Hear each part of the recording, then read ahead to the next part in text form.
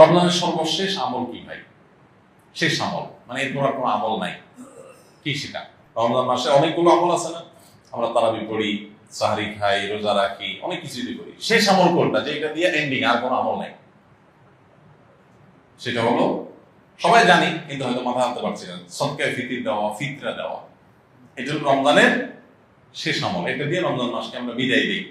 অন্য অর্থে এটাকে বলতে পারি যে রমজানের পরের প্রথম আমল বলতে পারি, কারণ এটা শুরু হয় মূলত শাওয়ালের চাঁদ দেখা গেলে, ঈদুল ফিতরের চাঁদ দেখা গেলেই তখন এটা প্রযোজ্য হয়, যদি এক দুদিন আগে থেকে দেওয়া যায়। এই ফিতরাটা আমরা কেন দেই? ফিতরা দেওয়ার উদ্দেশ্য কি? নবী করিম সাল্লাল্লাহু আলাইহি ওয়াসাল্লাম দুটি উদ্দেশ্যের কথা বলেছেন। এক, তিনি বলেছেন যাকাতুল ফিতরি তুহরাতান লিসাইমি মিনাল লাগবি ওয়ার রাফাস ওয়া তু'মাতান লিল মাসাকিন।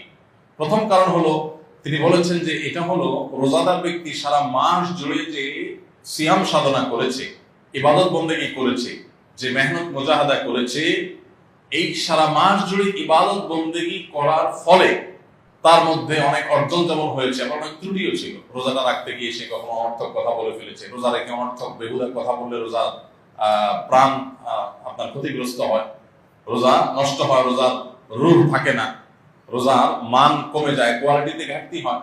এই যে রোজা রেখে আমরা কিছু উল্টাপাল্টা কথা, উল্টাপাল্টা কাজ করেছি যেগুলো রোজার সাথে যায় না, তো সেগুলোর কারণে রোজাটা তো ত্রুটিপূর্ণ হয়ে গেল।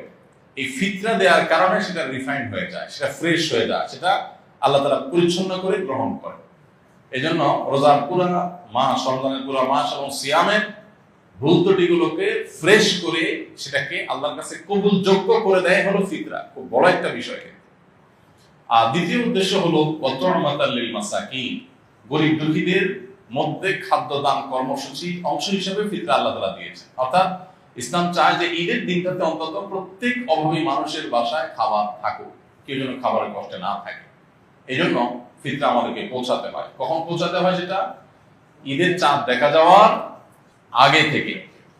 ফিতরা নিয়ে প্রতি বছরই অনেক আলাপ হয়, আমরা সেই দীর্ঘ আলাপে যাওয়ার সুযোগ সময় নাই। শুধু এইটুকু বলি, আমরা প্রায় সবাই আমরা ফিতরার সর্বনিম্ন পরিমাণটা দেওয়ার চেষ্টা করি। নবী করিম সাল্লাল্লাহু আলাইহি ওয়াসাল্লাম ফিতরার যে অপশনগুলো রেখেছেন সেগুলো কিন্তু বিভিন্ন রকম, ভ্যারাইটি আছে। সেখানে একটা অপশন আছে সর্বনিম্ন, সেটাই আমরা নেই।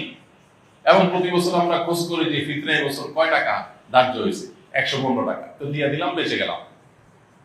যদিও পুরো পরিবারের তরফ থেকে দিতে হয়, পরিবারের কর্তা যিনি, তার ছেলে মেয়ে, তার স্ত্রী, এমনকি ছোট বাচ্চা কাচ্চা, তাদের সবার পক্ষ থেকে, তার একান্নভুক্ত যারা তার বাসার সদস্যের মতো, এমনকি যে কাজের লোক, যারা বাধা কাজের লোক থাকেন, তাদের তরফ থেকে, এই সবার তরফ থেকে পরিবারের কর্তা দিয়ে দিবে। এখন সবাই দেখে যে ফিতরা কত ধার্য হয়েছে। ভাই, ফিতরা সর্বনিম্ন যদি 150 বা তার সমমূল্যের খাদ্য হয়, তো ফিতরার সর্বোচ্চটা কিন্তু 1000, 2000 বা আরো বেশি হতে পারে। আপনি কিশমিশ যদি দিয়ে দেন তাহলে একরকম হবে, আপনি গম দিয়ে দিলে আরেক রকম হবে, খেজুর দিয়ে দিলে ভিন্ন রকম হবে। তো অনেকগুলো অপশন আছে। তো আমরা সর্বনিম্ন গমের আইটেমটা বেছে নিই, যেটা সবচেয়ে সস্তা, এটা দিয়ে আমরা দেওয়ার চেষ্টা করি। কারণ আপনি কিশমিশ যদি চিন্তা করেন তাহলে কিশমিশের কেজি কত আর গমের কেজি কত, অনেক বেশ কম হয়ে যাবে। এই জন্য আল্লাহ তাআলা যাকে যতটুকু সামর্থ্য দিয়েছেন তিনি সেইভাবে ফিতরা দিবেন।